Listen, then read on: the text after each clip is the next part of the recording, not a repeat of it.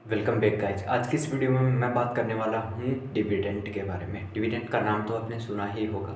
Dividend देने वाले shares होते हैं, डिविडेंड देने वाली कंपनियाँ हैं, जैसे कि अभी आपने सुना होगा वेदांता ग्रुप।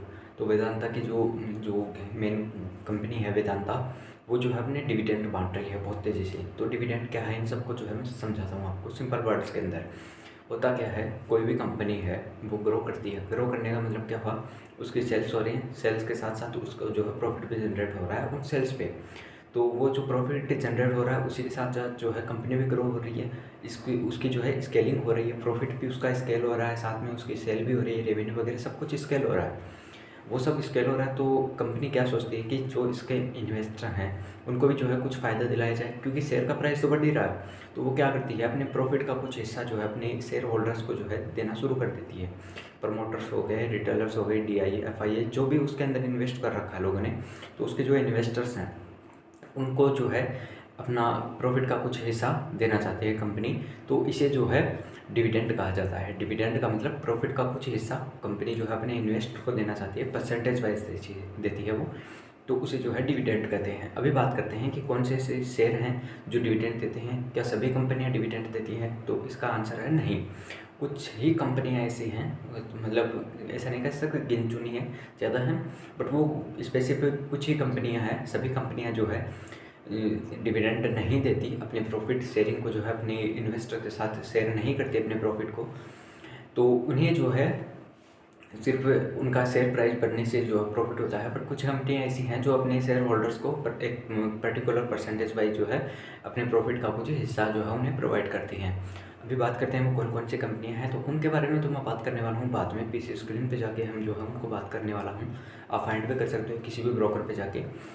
बट उससे पहले मैं बताता हूँ कि यदि अभी आपके मन में एक जो है आ रहा होगा कि हम जो है उसके शेयर खरीद लें तो और उसके बाद जो है हमें पैसा मिल जाएगा, पैसा मिलने के बाद जो है दोबारा से हम बेच देंगे। बट ऐसा नहीं होता, क्योंकि जब भी कोई भी कंपनी हमें डिविडेंड देती है तो वो डिविडेंड प्राइस जो है उस शेयर प्राइस के अंदर से जो है घट जाता है।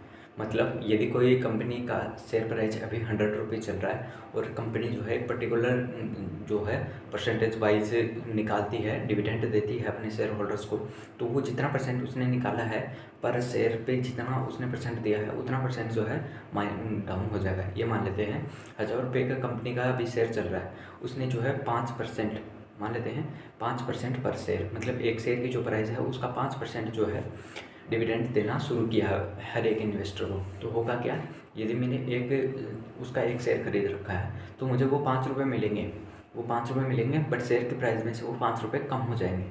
तो इस तरीके से जो है डिविडेंड वर्क करता है। अभी बात करते हैं कि क्या कोई ऐसा तरीका है जिससे हम जो है डिविडेंड से पैसा बना सकें। डिविडेंड से पैसा बनाने का एक बेसिक प्रिंसिपल ये है कि जब डिविडेंड हमें कंपनीज देती हैं तो यदि हम लॉन्ग टर्म के लिए इन्वेस्ट करते हैं तब तो हमारे लिए जो है डिविडेंड फ़ायदेमंद हो सकता है, क्योंकि एक पर्टिकुलर टाइम फ्रेम के बाद जो है हमारा जो कैपिटल हमने उसके अंदर इन्वेस्ट किया था वो फ्री हो जाएगा। एक पर्टिकुलर टाइम फ्रेम, हाँ वो टाइम फ्रेम जो है थोड़ा लंबा भी हो सकता है, उसके बाद हमारा जो कैपिटल था वो फ्री हो जाएगा और वो जो बचेगा वो हमारा डिविडेंड के खरीदा हुआ मान सकते हैं उसको। मान लेते हैं 1000 रुपये की कंपनी, मैंने 1000 रुपये इन्वेस्ट करके जो है उसका एक शेयर खरीदा। अभी वो 5% के हिसाब से जो है डिविडेंड दे रही है पर ईयर या फिर पर क्वार्टर, जो भी उस कंपनी का सिस्टम है उस हिसाब से। तो जैसे ही 5% वो दे रही है, तो जब 20 बार वो मेरे को डिविडेंड दे देगी तो मेरे जो एक शेयर खरीदने में जो पैसा लगाया था वो तो मुझे वापस से मिल चुका है। तो अभी वो जो है कैपिटल फ्री हो चुका है वो पैसा।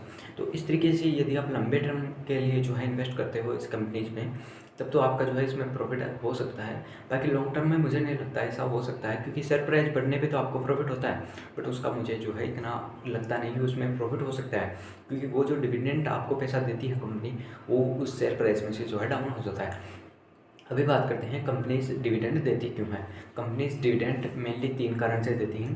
पहला कारण ये होता है कि जब भी कंपनी पे जो है कंपनी के जो प्रमोटर्स हैं उन पे जो है कर्जा हो, मतलब कोई ऐसा डेब्ट हो उसको जो है चुकाना हो, या फिर उसकी जो पेरेंट कंपनी है, मतलब मान लिया कि मैंने कोई कंपनी बनाई XYZ और उस कंपनी के अंडर में जो है एक दूसरी कंपनी बनवा दी XYZ1। तो अभी मैं बात ऐसे मान लेते हैं कि XYZ जो कंपनी मैंने बनाई है मेन कंपनी, उसके ऊपर जो है अभी कर्ज चल रहा है। तो और जो XYZ कंपनी है, XYZ वन कंपनी है, उसके ऊपर जो है प्रॉफिट, उसके अंदर प्रॉफिट है। तो मैं क्या करूँगा, क्योंकि ज़्यादा शेयर मेरे पास है, मैं प्रमोटर हूँ उसका, जो मैंने उसको जो है इस्टेब्लिश किया है, तो उस कारण से ज़्यादा शेयर मेरे पास मिलेंगे उसके। तो ये मैं क्या करता हूँ कि उस कंपनी जो है ऐसा कर देता हूँ कि एक परसेंटेज वाइज जो है इन्वेस्टर जो हैं एक पर्टिकुलर शेयर के हिसाब से पर्टिकुलर परसेंटेज वाइज जो है डिविडेंड दे देते हैं, जिसके कारण क्या होगा, मैंने जो इन्वेस्ट कर रखा है मुझे पैसा मिलेगा। या फिर यह कर सकते हैं कि XYZ जो कंपनी है, जिसके अंडर वो XYZ वन कंपनी है, तो वो जो डिविडेंड देगी तो सबसे ज़्यादा प्रॉफिट किसे मिलेगा उस डिविडेंड से, XYZ कंपनी को। XYZ कंपनी के पास पैसा आएगा तो वो जो है अपना डेब्ट चुका देगी। इस कारण से जो है मेनली दिया जाता है। तीसरा कारण होता है कि जब कैश फ्लो अच्छा हो तो कंपनी जो है अपने इन्वेस्टर को दे देती है। ये सब रीजन है डिविडेंड के पीछे का। बाकी इससे रिलेटेड कोई भी क्वेरी हो तो आप हमें कमेंट में पूछ सकते हो। आज के लिए बस इतना ही, मिलता है नेक्स्ट वीडियो में, तब तक के लिए जय हिंद।